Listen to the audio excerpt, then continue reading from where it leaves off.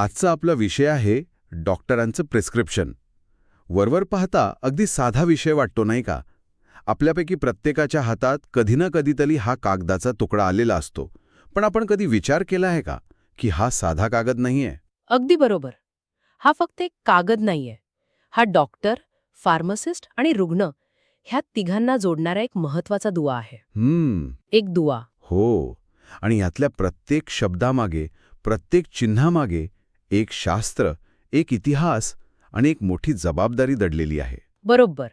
तर आज आपण आपल्याकडे असलेल्या माहितीच्या आधारे हे प्रिस्क्रिप्शन अक्षरशः उलगडून बघणार आहोत. हो, की नक्की यात काय काय दडलेलं आहे. चला तर मग सुरुवात करूया अगदी वरच्या भागापासून, ज्याला हेडिंग म्हणतात.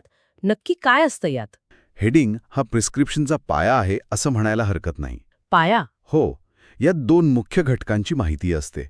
पहिला म्हणजे डॉक्टर. अच्छा. त्यांचं नाव, त्यांची पदवी, रजिस्ट्रेशन नंबर आणि क्लिनिकचा पत्ता, फोन नंबर वगैरे. म्हणजे हे प्रिस्क्रिप्शन कोणी दिलंय हे कायदेशीररित्या सिद्ध करण्यासाठी. अगदी. आणि दुसरा तितकाच महत्वाचा घटक म्हणजे रुग्ण. रुग्णाची माहिती म्हणजे त्याचं नाव आणि पत्ता. नाव, पत्ता आणि वय. वय खूप महत्वाचं असतं. वय इतकं का महत्वाचं असतं? मला वाटलं होतं की फक्त लहान मुलं आणि वृद्ध यांच्यासाठीच वय महत्वाचं असेल. नाही, तसं नाहीये. वय सगळ्यांसाठीच महत्वाचं आहे. म्हणजे लहान मुलं आणि वृद्धांच्या बाबतीत तर औषधांचा डोस ठरवण्यासाठी ते अत्यंत गरजेचं आहेच. हो, ते तर आहेच. पण अगदी प्रौढांमध्येही काही औषधं विशिष्ट वयोगटासाठीच मंजूर असतात किंवा त्यांचा डोस वयानुसार बदलावा लागतो. अच्छा. आणि हो, यासोबतच तारीख सुद्धा खूप महत्वाची आहे. हो, तारीख. म्हणजे त्यावरून कळतं की प्रिस्क्रिप्शन किती जुनं आहे. बरोबर. त्यावरून प्रिस्क्रिप्शनची वैधता ठरते. काही नियंत्रित औषधं असतात, त्यांची प्रिस्क्रिप्शन्स फक्त काही आठवडे किंवा महिनेच वैध असतात. म्हणजे तारीख ही फक्त एक नोंद नाही, तर ती एक कायदेशीर मर्यादा ठरवते. अगदी. थोडक्यात काय तर हेडिंग म्हणजे हे प्रिस्क्रिप्शन कोणी, कोणासाठी आणि केव्हा लिहिलं आहे याचं स्पष्टीकरण. अच्छा, म्हणजे प्रत्येक माहितीमागे एक ठोस कारण आहे. या हेडिंग नंतर लगेचच एक चिन्ह दिसतं. जे मला वाटतं प्रिस्क्रिप्शनची खरी ओळख आहे. RX. बरोबर. हे चिन्ह इतकं सगळीकडे का दिसतं? याचा नक्की अर्थ काय? ही एक खूप रंजक गोष्ट आहे. RX हे चिन्ह सुपरस्क्रिप्शन म्हणून ओळखले जाते. सुपरस्क्रिप्शन? हो. आणि याची मुळं आहेत लॅटिन भाषेत. RX हे रेसिपी या शब्दाचं संक्षिप्त रूप आहे. रेसिपी म्हणजे जे आपण स्वयंपाकात वापरतो ते? हां, तसाच काहीसा. या लॅटिन शब्दाचा अर्थ होतो तुम्ही घ्या. टेक दाऊ. हो, ही एक प्रकारे फार्मासिस्टला दिलेली एक औपचारिक ऐतिहासिक सूचना आहे. अच्छा. की मी जे खाली लिहित आहे ते तुम्ही घ्या आणि रुग्णासाठी तयार करा किंवा द्या. वाह, म्हणजे एका छोट्या चिन्हात केवढा मोठा इतिहास आणि परंपरा दडलेली आहे. हो, अगदी. चला, आता प्रिस्क्रिप्शनच्या हृदयात प्रवेश करूया, जिथे औषधांची नावं लिहिलेली असतात. हो, या भागाला म्हणतात इन्स्क्रिप्शन. हा प्रिस्क्रिप्शनचा गाभा आहे. इन्स्क्रिप्शन?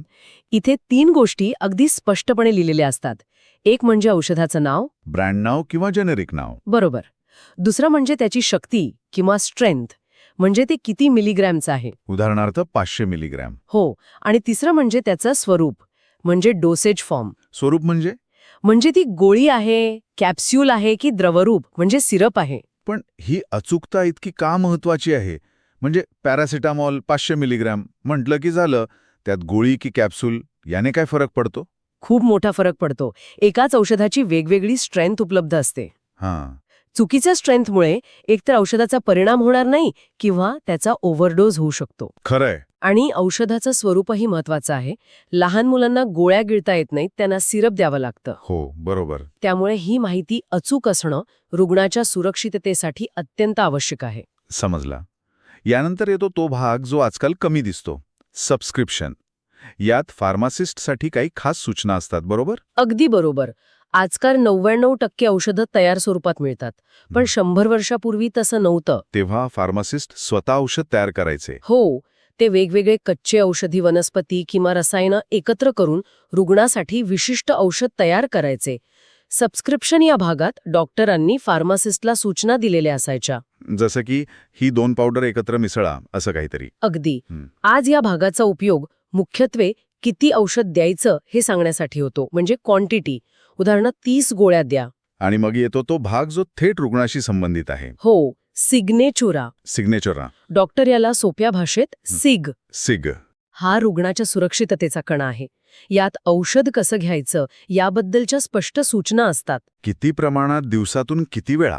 हो, किती प्रमाणात घ्यायचे, कोणत्या मार्गाने घ्यायचे, म्हणजे तोंडी की त्वचेवर लावायचे, दिवसातून किती वेळा आणि काही विशिष्ट वेळी घ्यायचे का? म्हणजे जेवणापूर्वी, जेवणानंतर असं. बरोबर, जेवणापूर्वी, जेवणानंतर किंवा फक्त झोपताना.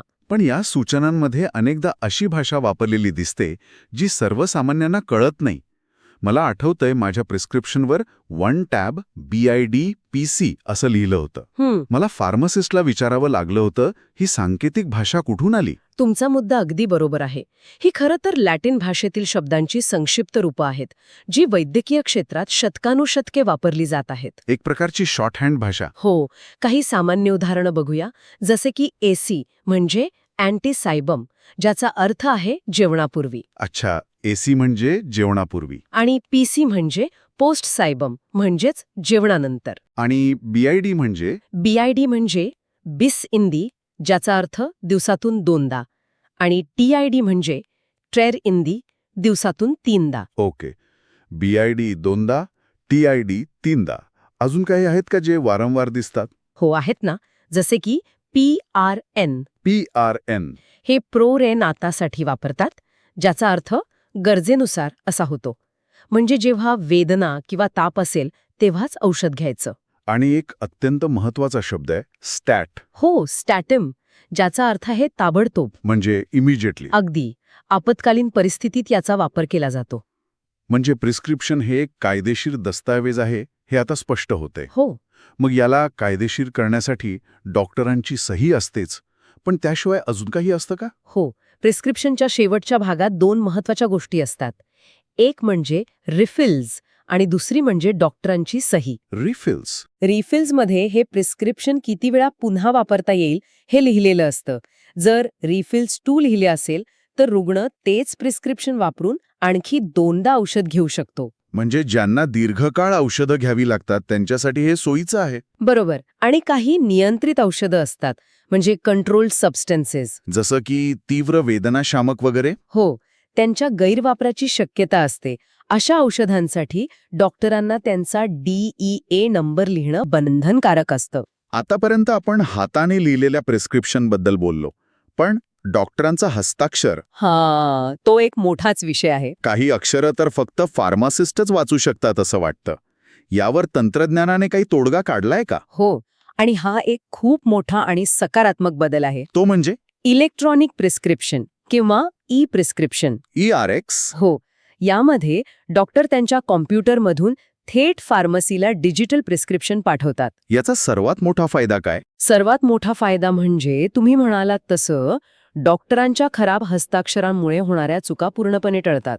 ही रुग्णाच्या सुरक्षिततेच्या दृष्टीने खूप मोठी गोष्ट आहे. नक्कीच. एका अभ्यासानुसार यामुळे औषधं देण्यातील चुकांमध्ये लक्षणीय घट झाली आहे. पण याच्या काही मर्यादा नसतील का? म्हणजे ग्रामीण भागात जिथे इंटरनेटची सोय नाही किंवा तांत्रिक बिघाड झाल्यास काय? तुमचा प्रश्न खूप महत्वाचा आहे. ई-प्रिस्क्रिप्शनचे फायदे अनेक असले तरी त्याला मर्यादाही आहेतच. इंटरनेट कनेक्टिव्हिटी ही एक मोठी समस्या आहे. सिस्टम डाऊन झाल्यास किंवा व्हील गेल्यास संपूर्ण प्रक्रिया थांबू शकते. आणि डेटा सुरक्षेचाही एक मुद्दा आहे. म्हणजे सध्या तरी आपण कागदी प्रिस्क्रिप्शनला पूर्णपणे हद्दपार करू शकत नाही. नाही, सध्या तरी नाही. दोन्ही प्रणाली सोबतच चालणार आहेत. आता प्रिस्क्रिप्शन डॉक्टरांकडून निघून फार्मसीमध्ये पोचल्यावर काय होतं? फार्मासिस्टची भूमिका नक्की काय असते? तो केवळ औषध काढून देणारा असतो का? अजिबात नाही. फार्मासिस्ट हा रुग्णाच्या सुरक्षितेचा एक महत्वाचा पहारेकरी आहे. पहारेकरी. हो, प्रिस्क्रिप्शन हातात आल्यावर तो फक्त औषध देत नाही, तर तो एक महत्वाची प्रक्रिया करतो, ज्याला ड्रग युटिलायझेशन रिव्ह्यू किंवा DUR म्हणतात. Drug utilisation review. हे जरा समजावून सांगाल का? नक्कीच. DUR मध्ये फार्मासिस्ट अनेक गोष्टी तपासतो. पहिलं, रुग्णाला प्रिस्क्रिप्शनमध्ये लिहिलेल्या औषधाची ॲलर्जी आहे का? अच्छा. दुसरं, दिलेला डोस रुग्णाच्या वयानुसार आणि स्थितीनुसार योग्य आहे का? आणि तिसरं, आणि सर्वात महत्वाचं, काय? रुग्ण आधीपासूनच घेत असलेल्या इतर औषधांसोबत या नवीन औषधाची कोणती घातक आंतरक्रिया म्हणजे इंटरॅक्शन होऊ शकते का? म्हणजे 2 औषधं एकत्र घेतल्याने काही धोका तर नाही ना, हे तो तपासतो. अगदी. अनेकदा 2 वेगळी औषधं एकत्र घेतल्यास त्याचे गंभीर परिणाम होऊ शकतात. ही तपासणी करून फार्मासिस्ट संभाव्य धोका टाळतो. म्हणजे फार्मासिस्टची भूमिका आपण समजतो त्यापेक्षा कितीतरी पटीने मोठी आहे. तो एक प्रकारे डॉक्टर आणि रुग्ण यांच्यामध्ये एक सेफ्टी नेट म्हणून काम करतो. अगदी अचूक शब्द वापरलात. तो एक सेफ्टी नेटच आहे. आपण मगाशी त्या लॅटिन संक्षेपांबद्दल बोललो. पण आजकाल डॉक्टर त्याऐवजी सोप्या, सरळ भाषेचा वापर करण्यावर भर देत आहेत असं ऐकलंय. हो, आणि हा बदल खूप महत्वाचा आणि सकारात्मक आहे. या बदलामागे काय विचार आहे? यामागे रुग्णाच्या सक्षमीकरणाचा विचार आहे. पूर्वी जिथे वैद्यकीय भाषा ही एक प्रकारची गुप्त भाषा होती, तिथे आता रुग्णाला माहितीच्या केंद्रस्थानी आणलं जातंय. वन टॅब TID PC लिहिण्याऐवजी एक गोळी दिवसातून 3 वेळा जेवणानंतर घ्या असं सोप्या भाषेत लिहिण्यावर भर दिला जातोय. जेणेकरून रुग्णाचा गोंधळ उडणार नाही. आणि औषध घेताना चुका होण्याची शक्यता खूप कमी होते.